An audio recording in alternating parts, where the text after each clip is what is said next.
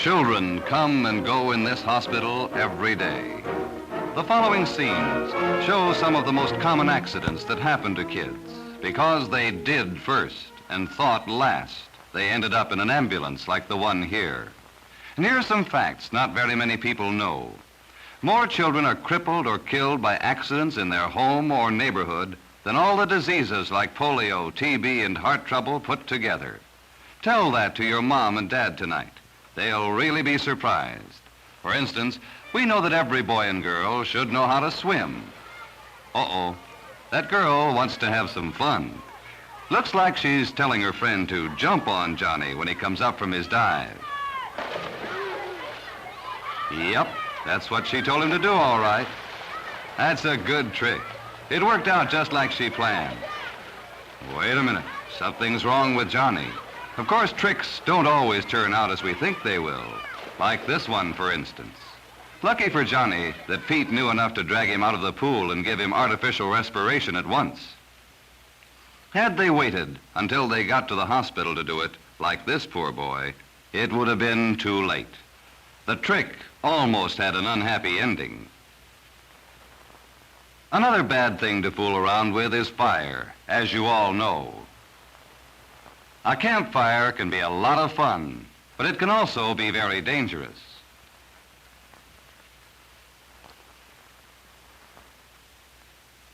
But Bill just isn't thinking about danger.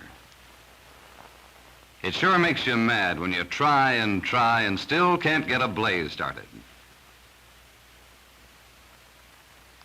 It seems that David here has a good idea.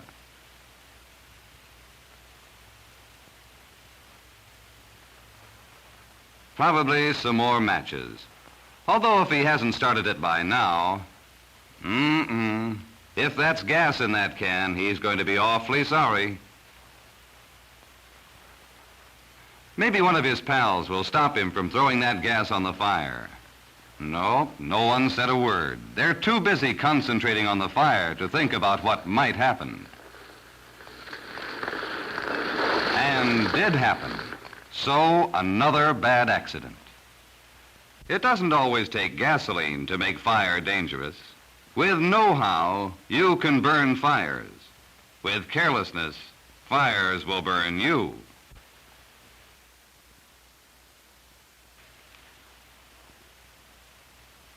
Here's another cause for accidents happening while you're playing. For instance, this looks simple, doesn't it?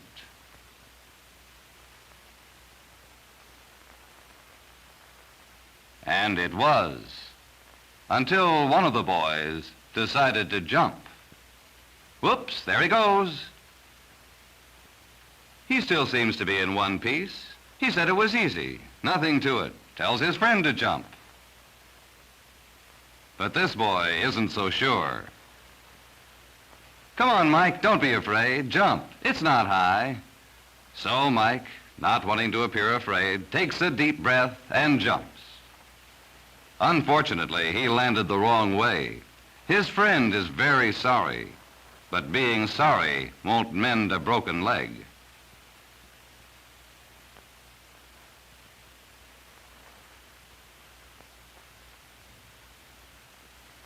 So the hospital gets another patient. Jumping from high places isn't smart, and pushing somebody when he doesn't expect it can be very dangerous. Walking on picket fences, climbing around old buildings may be fun, but it can also put boys and girls in the hospital, and that isn't so much fun.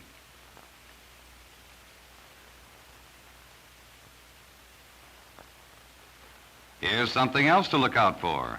Playing in the streets. Ball games are fun, but they should also be safe. That's what playgrounds and schoolyards are for. For if he keeps his eye on the ball, he can't look out for traffic too. Neither a friend's warning nor the car's brakes prevented an accident or saved this boy. And again, the ambulance brings in the victim of an accident that never should have happened. Bob and Ed went canoeing at the lake one afternoon. It was a lovely day, peaceful and quiet, perfect for boating.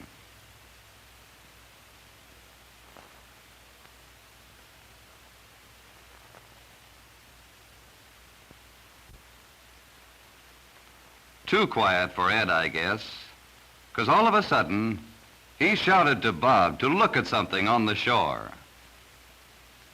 Bob did something no one should ever do, stand up in a canoe. This gave Ed a chance to start rocking the canoe and scare poor Bob. But once again, what started out as an innocent joke ended up in something more serious. It's a good thing Ed remembered what he'd learned in the Boy Scouts and threw Bob a safety seat in time to prevent a drowning. Guns cause some of the worst accidents and the most tragic, blindness.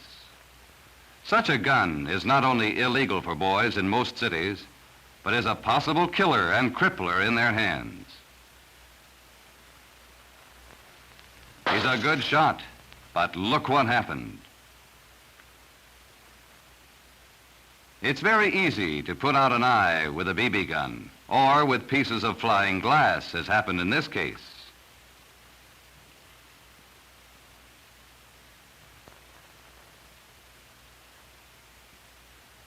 Is it worth this, boys and girls? Supposing this were you. Just getting a half look at the world because someone didn't know how to use a gun safely. Now take the case of this young lady, cutting out paper dolls in the safety of her own home. Doesn't seem possible an accident could happen here, does it? When she heard her father at the door, she got excited. She'd just have time to hide behind the door and surprise him, like she did every night. She jumped to her feet. This time it was different. She tripped and fell on the scissors. And the doctor has another patch-up job to do. It's always dangerous to run with scissors or any other sharp, pointed object in the hand. It's also dangerous to climb on anything while holding scissors. If you fell, you could cut yourself or poke out an eye.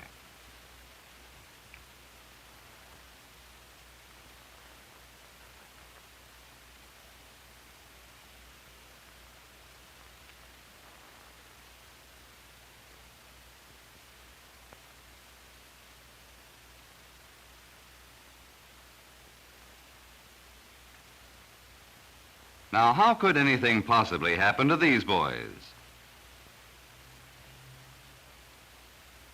Let's go out to the edge of the cliff. His friends know better. But Nick feels like exploring. He doesn't stop to think that the fence was put up for a reason. No, Nick doesn't stop to think until it's too late. The boy learned what fences were for the hard way, and he's not out of trouble yet.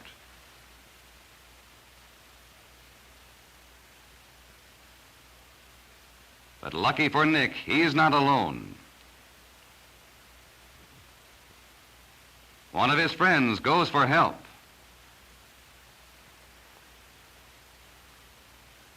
And comes back with the best friend a kid could have when trouble occurs.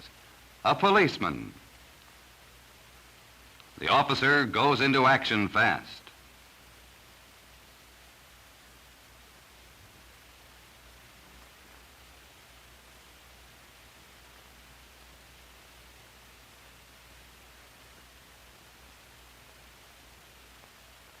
And the job of rescue begins.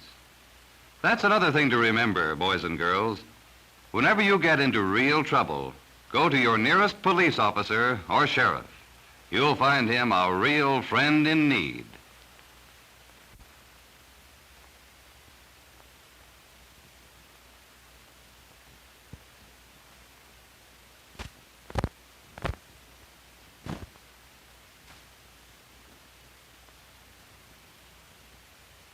See how the officer questions Nick to make sure he's not hurt any place but his wrist before he carries him up the rope.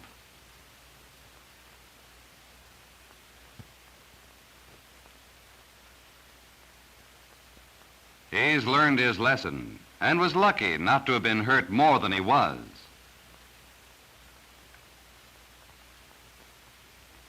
You youngsters can save yourselves a lot of pain if you just stop and think.